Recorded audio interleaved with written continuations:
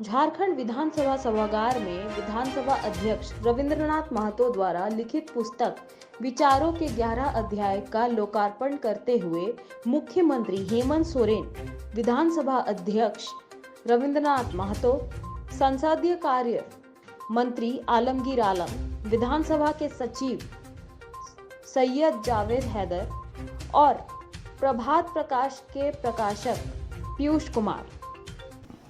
विचारों के 11 अध्याय।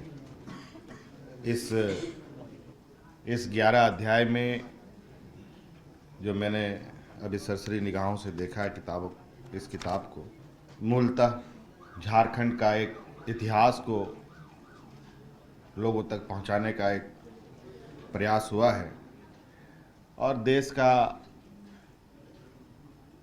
संविधान से लेके हमारे देश के अग्रणी नेता, अग्रणी अगुवाई करने वाले जो हमारे मार्गदर्शक रहे हैं, परम पूज्य महात्मा गांधी जी के विचारों को भी अंकित किया गया है। साथ में हमारे इस देश की रीढ़ की हड्डी, जहां आज के दिन में भी लगभग 80% लोग खेती बाड़ी से जुड़े हुए हैं, खेत खलिहानों से जुड़े हुए हैं और उन्हीं के बदौलत आज देश का इतना एक लंबा सफ़र तय किया जा रहा है। साथ में शोषण, गरीबी कैसे खत्म हो, इस विषय पर भी इसमें चीज़ें लिखी गई हैं। सामाजिक द्वेष कैसे समाप्त हो और देश के जो न्यायपालिका है, judicial review of India, need for balance approach, ये कैसे समन्वय बने, तालमेल बना रहे, इस विषय पर भी रखा गया है बातों को।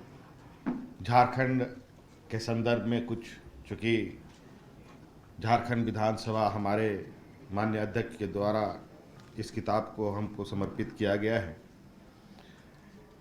इसमें निश्चित रूप से कुछ बातें राज्य के विषय को लेकर प्राथमिकता पर होंगी ही। भारतीय हॉकी, महिला हॉकी के विषय में भी बातें रखी गई है। जैसे कि आपको मालूम है कि अभी हाल में ही झारखंड की कई बच्चियां सीमित संसाधन में, न रहने का घर, न खेलने का संसाधन, न खाने पीने की बहुत अच्छी व्यवस्था और गरीब परिवार से आने वाली ये बच्चियां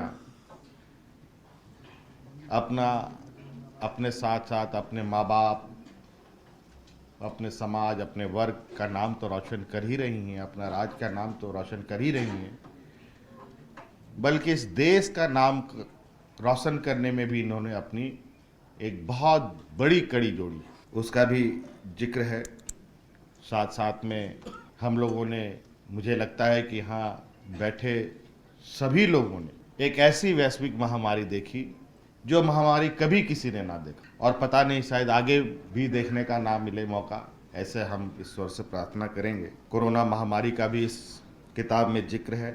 साथ साथ में हमारे संसदीय परंपराओं का भी उल्लेख है और जिस तरीके से भारत देश का गठन हुआ, भारत देश के अंदर राज्यों का गठन हुआ, पहले बड़े बड़े राज्य बने, फिर छोटे छोटे राज्य बने और राज्यों के अंदर छोटे छोटे प्रखंडे बने।